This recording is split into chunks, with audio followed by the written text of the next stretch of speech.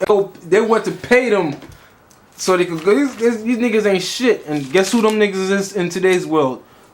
Al Sharpton, Jesse Jackson. All right. Who else? Martin Luther King. All these niggas you see, comfy.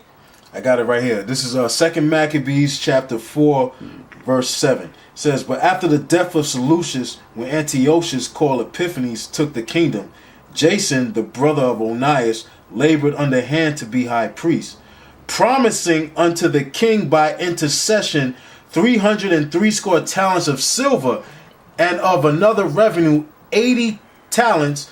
Besides this, he promised to assign 150 more if he might have license to set him up a place for exercise and for the training up of youth in the fashions of the heathen, and to write them of Jerusalem by the name of Antiochians. You see that shit?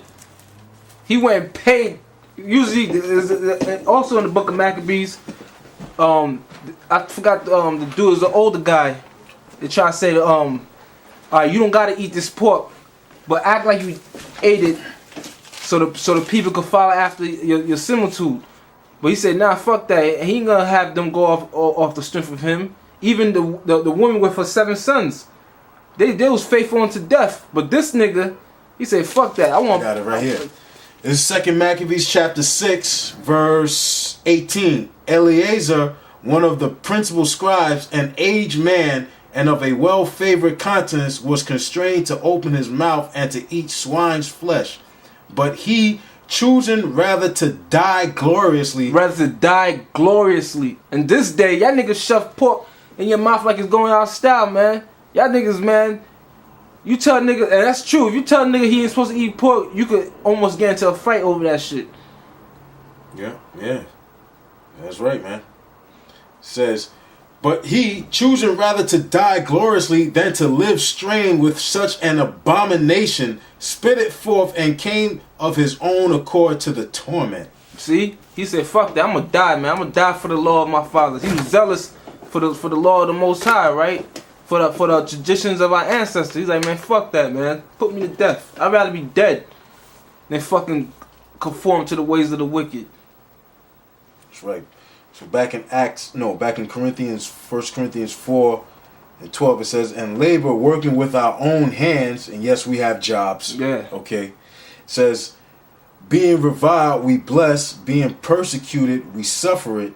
Being defamed, we entreat. Being defamed. The black man ain't shit. Hey, fuck that.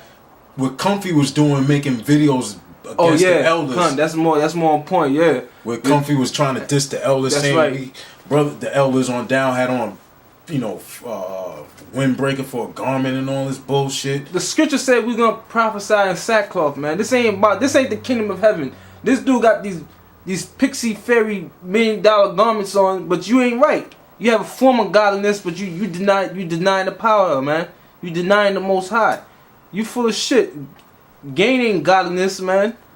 That's bullshit. Just because you got a lot of wealth because you sold the fuck out, or even these regular damn people in America, you think the Most High is blessing you. If the Most High is blessing you, He'll make your life hard, man. You lose your job. You could come to work all the time. Then all of a sudden, up and puff, you fired. Yeah, that's right.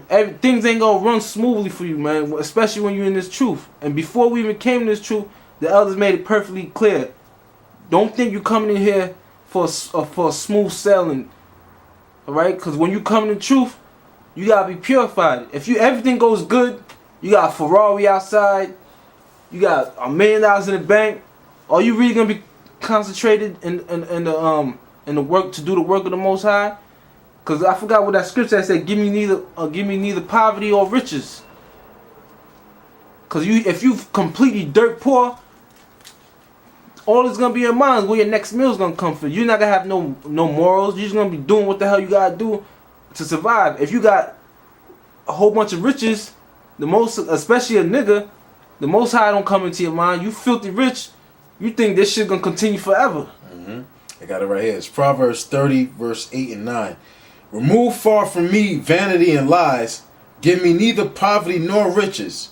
Feed me with food convenient for me. Right, feed me with food convenient for me. Alright, your daily bread. all right, giving you bread all day, and neither poverty nor riches. Cause why? Riches, the love of money is the root of all evil, and riches corrupt you, man. And these riches in this society, they fucking corrupt you.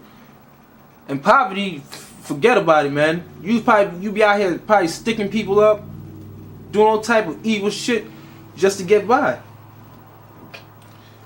It says, verse 9, "Least I be full and deny thee." Yeah, you filthy fucking rich. You full. You deny it. Man, God didn't give me these riches, man.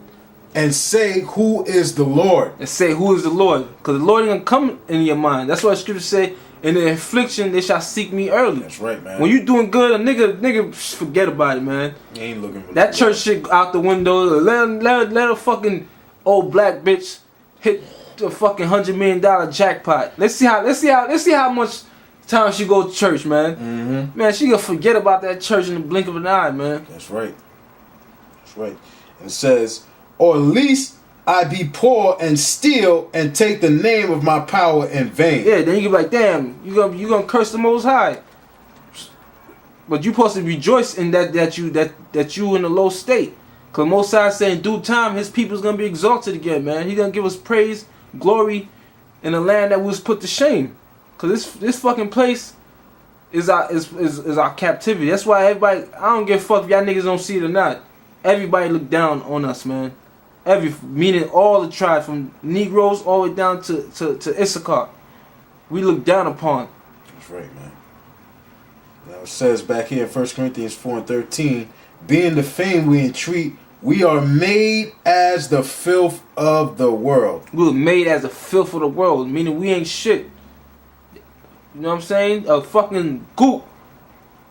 It always comes out through the spirit of camp. Don't speak a lick of fucking English, but somehow you have a business that runs for 15, 20 years. I know any one of us, we would go to a neighbor we grew up at. That Chinese store been there since we was a freaking damn little kid. Mm-hmm. But you see a so-called Negro, Latino, Native American open a store, what happens? That shit closed down after a while. And they can have tons of business. People coming in and out. And actually have real meat in that motherfucker. Yeah. And the shit shut the fuck down, man.